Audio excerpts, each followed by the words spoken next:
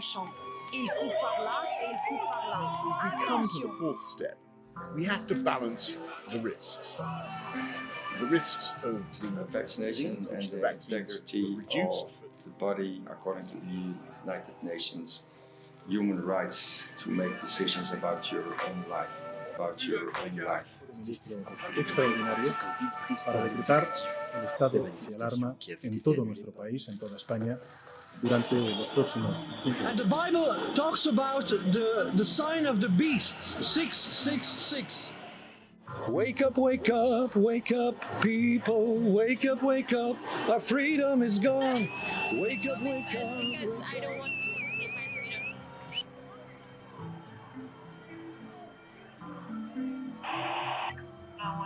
Ambulance, 75-year-old male vaccine.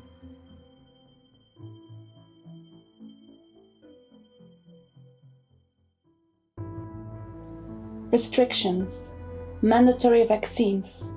People are getting tired of this whole situation, and it ended up dividing the whole world. But before we start, we have to remember that this is not the first time the world goes through a moment like this. In history, and even not so long time ago, we've been through a few, such as the Asian flu pandemic 1957 till 1958 originated in Guizhou in southern China. The number of deaths caused by this pandemic is estimated between 1 and 4 million worldwide, making it one of the deadliest pandemics in history. Spanish flu, also known as the Great Influenza Epidemic or the 1918 influenza pandemic. Estimates of deaths range from 17 million to 50 million and possibly as high as 100 million, making it one of the deadliest pandemics in human history. But how did it end? As one of our best friends, the writer and historian Paul de Ridder once said, Quite simply, like every historical event, you live or you die. And the same will happen with COVID. Thank you, Dr. Paul. So coming back to the present, COVID-19. The great rise in COVID cases around the world has led many countries to take very forced restrictions and put mandatory vaccines, thus putting global health above the freedom of decision of each person if they want to be vaccinated or not. Attention! Are governments really throwing out human rights over COVID? A list of countries that have already taken or are about to take certain strong restrictions for those who are not yet vaccinated. This has also led many companies to make strong restrictions. But are they really violating the United Nations human rights?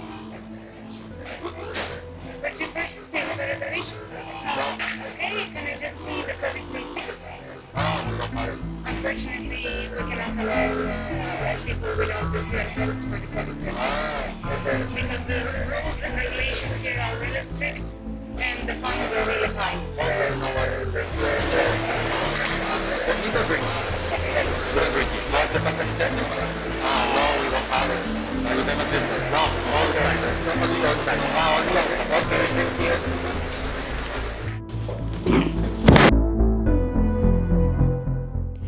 On the United Nations website, in the declaration adopted by General Assembly Resolution 53144 of 9 December 1998, you can read: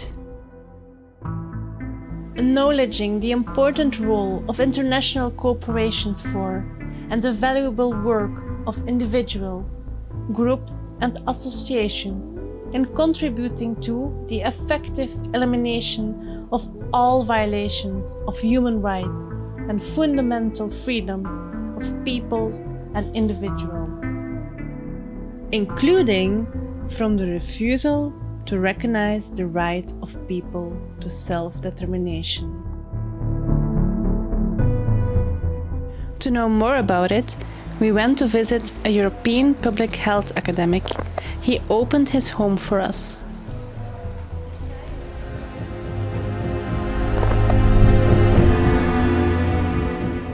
So the question is about vaccination and the integrity of the body according to the United Nations human rights to make decisions about your own life.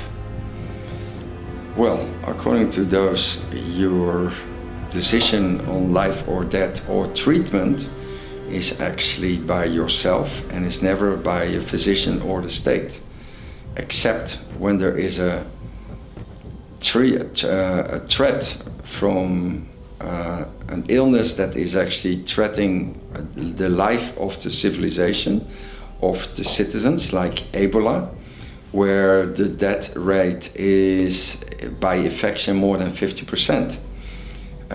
Although that is not the case with the flu, for example, even with the huge pandemic flu, the Spanish flu, it was not 50%. It was just nearby 50%, but it was not 50%. So at that moment, you cannot go for a state of noodtoestand, emergency state of the state, to take out all the human rights and also your citizen rights. So for that reason, right now with the corona, the people are actually, according to public health rules, they make an insinuation that it's a pandemic and that a lot of people are dying, but there are not at all more people dying. Even if you would count every person that is dying in the last 2 years together, so everyone who died was a corona victim, then still you have the average rate of normal dead people of the last couple of years. So there is not a big peak above that. So for that reason, you cannot make the assumption, what a lot of politicians are doing, that this is a real threat to our public health. And that is the first answer on your question, is this a pandemic? It's like every epidemic, like every flu, it comes and it will always stay because there's a huge mutation on it. And it's not the same vaccination as, for example, polio or measles or tetanus, because then you take one shot and it will stand up for more than 10, 20 years. Because the government wants to show that they are actually dealing with it, but they are dealing in the most worst case. And for sure, they are against, as I said before, they are against the human rights, they are against integrity of the body, and they are against the citizen rights in a country. Because governments should actually have, for this kind of change of the grondrechten, you need to have a 2/3 of the parliament, but they just took out the parliamentarian approach. So the government is saying we are making the decisions due to the fact that it's a pandemic, due to the fact that wrongly more than 50% is dying, so we have to make a fast track decision making, what is not true. Because we do not have so many people dying, not more than the average of the last couple of years. It's at this moment like a bad flu of the past, that you had more people dying. But however, this was in the past when we had much younger population. And right now we are going to agree that the average of the population is getting older and older due to the huge generation just after the war. So de facto, at this moment, the average people that are dying are just around the average age that we are getting. So there are no more killings. Actually, it's a lower death rate as you should expect. So there is no way that there is a pandemic going on. It's an epidemic, there are people dying, that's true, but that is like every flu, every winter, starting in the end of the year, going on in the beginning of the year. People are dying because that belongs to life. You get birth and then you die somewhere. And the integrity of your body, the integrity to make your own decisions, also due to the fact that not even for a few years, out of belief, people were not taking the polio vaccination, and that was allowed due to the fact that that was a human right. Out of your religion, you could decide to, yes or no, take a treatment because you believed it was the will of God. It's not that it's my belief, but this is what we had in the human rights. That if you're out of your belief or out of whatever reason you wanted no treatment, you had the right to do so. As our mystery man said, everything is about believing or proofs. There are many people around the world that think this whole COVID situation is just a conspiracy. That China created a master plan to take over the world economy? Or is 5G connected with COVID? As everybody knows, The Simpsons have been very well known for their episodes full of modern Nostradamuses. Anyway, to keep it short, casually they literally paint a pretty bleak picture of where America will be in a year's time. When Homer wakes up on January 20, 2021, and Marge wearing a mask, the world is an apocalypse. Oh, that's what I get for voting for Kanye. Maybe the writers traded that secret information for donuts? As one of the longest and standing writers, Al Jean, said in an article with the BBC, if you make enough predictions, then 10% will turn out to be right. Is it just a Nostradamus? We'll never know. Or that the vaccines are just a placebo and it's just a way of controlling the population. We need a cure! Why, the only cure is bed rest. Anything I give you would only be a placebo. Where do we get these placebos? Maybe there's some in this truck.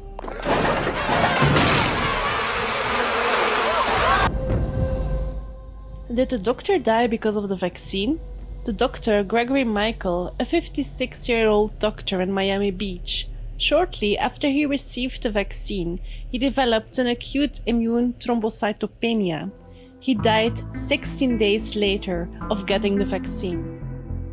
In a statement, Pfizer, the maker of the vaccine, said it was actively investigating the case, but we don't believe at this time that there is any direct connection to the vaccine. So now it is time to go back to our best friend, the Shadow Man. Well, due to the fact that there is always a mutation, we will never get out of the vaccination Groundhog Day, because we will always have someone that will die. We will always have people that are old that will die and not the younger, so now you're having the burden of dying squeezed on the whole population of young people and everyone else, and you have a huge impact of limitation of your normal quality of life. So the quality of life is going down for everyone, but the impact of the measurements are minimal. There is no big impact on mouth masks. There is no big impact, obviously, of putting people in quarantine, because otherwise we would already had all of these measurements would have huge impact and we would be out of this whole misère, because every country already had 2 lockdowns and people were in quarantine and people were vaccinated. If these were all measurements that would have 100% success, so huge impact. then this would already all be behind us, but it's not. So what is their end game? What's the end game?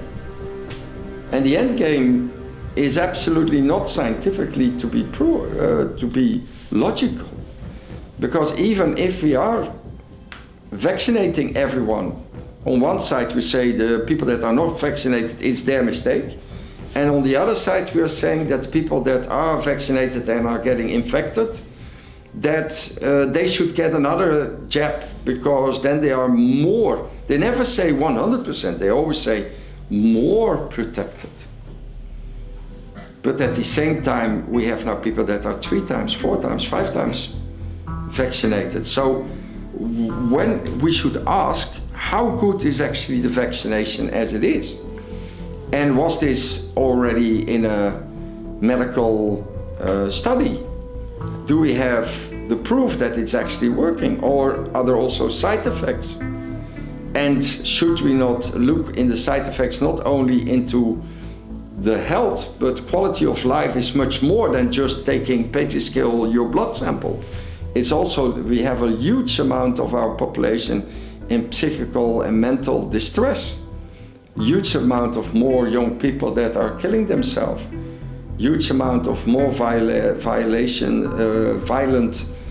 in families. So we do have the breakdown of our healthcare system due to the fact that a lot of people are getting to the hospital, and to the physicians, just because there is a huge panic around.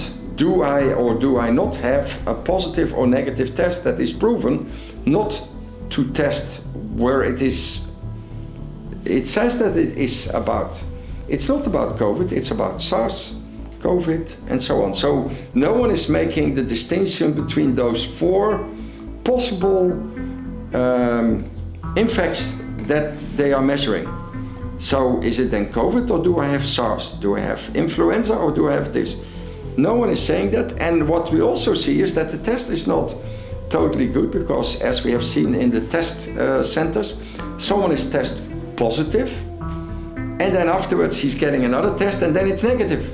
So obviously the tests are also not 100%. So if we want to be very truthful about the QR code is not proving that you are safe, because obviously you can have a vaccination, but you can still be having the COVID around. Now you can have the COVID and you are testing, so now you're testing negative, but obviously the next time you test, it can also be positive. So the whole system, as we are using it now to make decisions on the quality of life from everyone, is a very, let's say, limited, scientifically proven system. With other words, I would never put my signature under it if I was responsible for that. As we said in the beginning, the situation is dividing the whole world and bringing with it many restrictions. People going out and wanting to be heard. We assisted to one of those manifestations that happened in Brussels to know what the people want and what they think. People want to be heard and want the freedom to decide whether they want to be vaccinated or not. They don't trust the vaccines and don't want to be part of a mass trial system.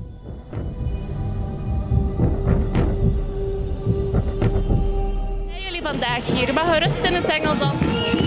I'm here today because I don't want to be a part of a social and medical experiment, and I just want to out that towards my medemens, I don't know how you say that in English, to the other people. I just want to support the opinion of almost everyone who's here today, not to support a right political party, not at all, because I see that a lot of people here are right in their political choices. I'm not here because of that, not at all. I'm just here to support my own opinion and not being accord with the COVID pass, because I don't want people to take my freedom. I think the problem is much bigger than people think it is. They said when this corona crisis started, they said it's only 2 weeks to flatten the curve. They told us, and I said it won't be 2 weeks. It will be longer. And then they said it will be 2 months to flatten the curve or to get this disease under control.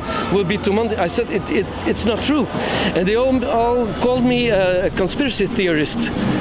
And then you think, okay, but now I was right 2 times. It's not 2 weeks, it's not 2 months, so they will stop calling me a conspiracy theorist. I'm right and they are wrong. You get it? So, but they kept on doing the same thing. They said, oh, it will be till the Great Vacation. It's called in our country. It will be till after and then it will be till after the second wave of ours, and all these people, Alexander De Croo and the Prime Minister, they think that they are doing this for us. They think that it will contain, that will keep the virus small, but the consequence is that everybody is doing it. That we are changing into some kind of creatures that don't have contact with each other and that don't connect anymore, and they don't see that, so they keep on doing it, and there's now growing something very unhealthy in relations between people, but also the people themselves. They are going crazy. They're getting depressive, and so this is going in totally the wrong direction. Duizenden redenen, hè. Het is duidelijk verkeerd aan het gaan. Eigenlijk al van voor corona. Maar corona lijkt het sluitstuk te zijn om het plan volledig te kunnen doorvoeren. En dat plan is geen complottheorie meer. Hè. Het staat gewoon open en bloot op het internet waar je maar zoekt. I'm a Christian, you see. And the Bible talks about the sign of the beast, 666. I think they are preparing us to accept the sign of the beast. The mask is the first step. People say, oh, that's no problem, we do that. Now they let the vaccine in. And so that's the second step. And the other step is bowing before Satan, in fact. And really, but God has the last word, and this gives me encouragement, because Jesus has overcome death. He is risen from the dead, and He is our only hope, really. And God has still everything under control, and the devil is now like a furrying lion, killing, destroying, because he knows his time is short. And God said, hey devil, until there you can go, but no millimeter further. And then God will come. And the only one who can save us is in fact Jesus Christ, who will come back, and probably very soon. Read Matthew 24, it's all in there. Politicians today are discussing whether we should think about the third vaccination for Belgium, and probably similar things in different countries. But at the same time, they did order vaccines up to the 6th generation of vaccine, so they know what they're going to do, what their intentions are. So why should they lie all the time? It's just like political theater.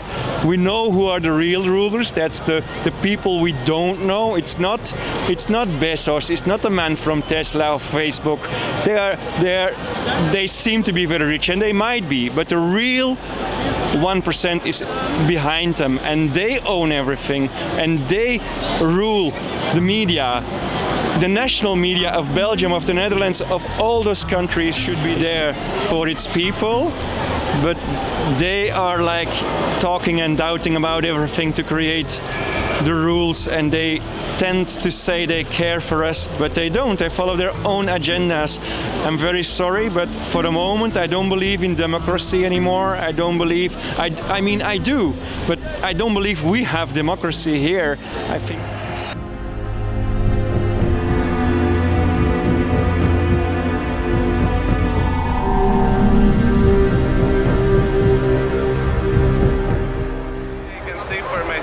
not for the whole bunch of people, is that we are peacefully protesting. We also try to talk with the police, like, think about what you're doing, you know, it's think very good what decisions you make, what part of history you want. Don't be scared. And I don't know, man, it's like they come and they are really scared, you know, you also see them in riot gear.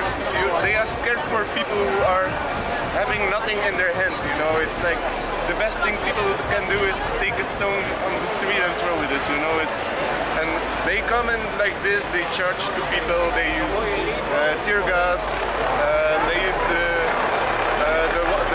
water cannon, and it's without reason, you know, it's like they want to, how do you say, they want to pull the strings of the people to pull out the reaction, and then they can frame in the mainstream media, it's all the fault of the people, blah blah blah blah blah blah, and we keep on going in the same circle and nothing changes. Yeah, that's the problem. The mouth mask, for me, it's not really control, because you can or you cannot, you're free to take it. Like, for example, if you're asthmatic, you don't have to wear it, for example, or if you have anxiety attacks often, you don't have to wear it. So for me, it's not a question of health, the mouth masks, but the vaccine, yes, totally. That's a really form of control. The COVID pass, that's a form of control. It goes in against all the privacy, GDPR laws and all of that, but the mouth mask for me, it's okay, as long as, yeah, if you're free to wear it in any health conditions, yeah. So I believe in that it works. De mondmaskers, ik weet niet wat die het Engels is. The masks. What is your manier? Same as him. My English is not so good, so the same as him. But what do we really know about the COVID vaccine? The Canadian doctor Siobhan de Zouwer gave access to that information. Dr. Siobhan, go ahead. Currently, there's been over 72 million cases of COVID-19 and over 1.6 million deaths worldwide. Despite efforts to stop the spread with physical distancing and wearing masks, those numbers keep rising. And for many of us, the promise of a vaccine feels like hope at the end of a devastating year. These vaccines are being fast-tracked, created at record speeds, leaving scientists and the public with many questions. By the end of this video, you'll understand what we know about mRNA vaccines and what questions still remain unanswered. To understand these mRNA vaccines, let me first take you through a quick crash course of how your immune system functions. It's a complex system that detects and responds to threats like bacteria, viruses, and even cancer cells. When an enemy virus is detected, specialized cells like this macrophage will attack and send chemical signals to recruit more cells for the fight. Some of these cells are B cells, and they create antibodies, part of your immune system's artillery. Antibodies are tiny proteins that are designed to identify and neutralize enemies. So for every virus you encounter, your body creates a new specific antibody. Your immune system also creates memories called memory B cells and memory T cells. So if you encounter the same virus again, it's ready to attack faster and more efficiently the second time. Often fast enough that you don't even feel sick. And this is why vaccines were created. They were developed to prepare your immune system against a specific infection, giving it time to create antibodies and memory cells. This way, when you encounter the real virus, your body's already prepared. Vaccines do this by exposing your immune system to part of the virus. This can be a weakened version of the virus, a small viral particle, or some of the virus's genetic code, either RNA or DNA. Ever since January 2020, when the novel coronavirus genome was first sequenced, the race to create an effective vaccine was on. What normally takes years to develop was condensed down to a matter of months. And this was possible because scientists were already working on the technology for mRNA vaccines back when there was a SARS outbreak in 2003. Plus, because of the pandemic, resources worldwide were being poured into the development of COVID-19 vaccines. Currently, there are 52 vaccines that are being tested on volunteers, and another 162 vaccines that are still in preclinical development. All right, so now that we have the basics, let's focus on the novel messenger RNA vaccines and how they work. So now we know that vaccines work by showing your immune system a small piece of the virus. And most vaccines contain a protein, a small piece of the virus, and that gets injected into your body. But messenger RNAs are different. Rather than giving the protein, the messenger RNA provides the instructions for your body to create the protein. The SARS-CoV-2 virus has a distinctive spike protein on the surface that allows the virus to enter the human cell, where it replicates. This is the protein that the vaccine tells your body how to make. Messenger RNA is really delicate, so it gets wrapped in a protective oily layer of lipid nanoparticles, and that's how it makes it to your cells without getting destroyed. The vaccine is then introduced to your body with an injection. After it makes its way into the cells, the messenger RNA instructions are read, and your cells create many copies of the spike protein. Just as your cells normally destroy its mRNA after reading it, it does the same thing to the vaccine, leaving no trace of it in your body. Now, I want to point out that messenger RNA never enters the nucleus of your cell, where your unique genetic material called DNA is located. So although mRNA is genetic material, it doesn't change or interact with your genes. And I think that's a common misconception. Once the spike proteins are created, they're expelled out of the cell, where they then can come in contact with your immune system. But remember, this is just a tiny protein, just one part of the virus, so it can't infect you and it can't give you COVID-19. Your immune system then recognizes the spike proteins as foreign, and it creates specific antibodies that are designed to attach to the protein and neutralize it. Finally, your immune system creates a memory to the spike protein using memory B cells and memory T cells. Now your body is ready to jump into action to protect you as soon as it comes in contact with the SARS-CoV-2 virus. So this is the type of vaccine that was created by Pfizer and BioNTech, which has recently been approved for mass distribution in 4 countries: the United Kingdom, Bahrain, Canada, and most recently, the United States. So as a disclaimer, I don't have any affiliations with pharmaceutical companies or biotech companies, so they don't give me any money or talking points. So with that said, let's dive into the clinical trials and understand more about these vaccines. On November 18th, Pfizer and BioNTech announced the results of their much anticipated clinical trial. So basically what they did was recruit over 43,000 volunteers from 6 different countries. These people ranged from an age of 16 to 91 with an average age of 52. 10% of participants were Black, 26% were Hispanic, 5% were Asian, and only 1% were Indigenous people. These 43,000 people are then randomly assigned to one of 2 groups. One group gets the real vaccine, while the other group gets a fake vaccine called the placebo. And the whole goal of the trial is to see, is there a difference between these 2 groups? Does the vaccine really work? And are there side effects? The vaccine was delivered in 2 separate injections 3 weeks apart.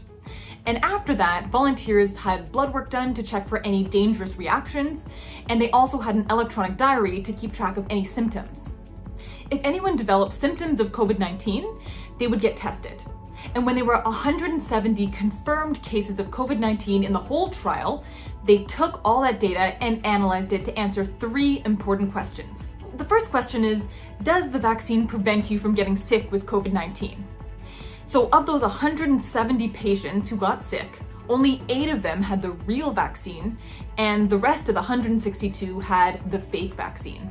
So that's already a pretty big difference. This vaccine has 95% efficacy at preventing COVID-19 illness. I mean, that is huge. That is way better than anybody expected. So next we want to know, if you get COVID-19, can the vaccine prevent you from getting really severely sick? And the short answer is yes. In this trial, there were 10 patients who became really severely ill. 9 of them had the fake vaccine and only 1 had the real vaccine. So that's a pretty big difference. So basically, if you get the vaccine, you're less likely to get COVID-19. And if you do get COVID-19, you're less likely to become really sick and end up in the hospital. But is it safe? That's what we all want to know. And in this trial, there were no serious safety concerns. So volunteers described having a painful arm afterwards. Some talked about a fever, headache, muscle aches, but those all resolved within a day or two. And really, they weren't serious or life-threatening.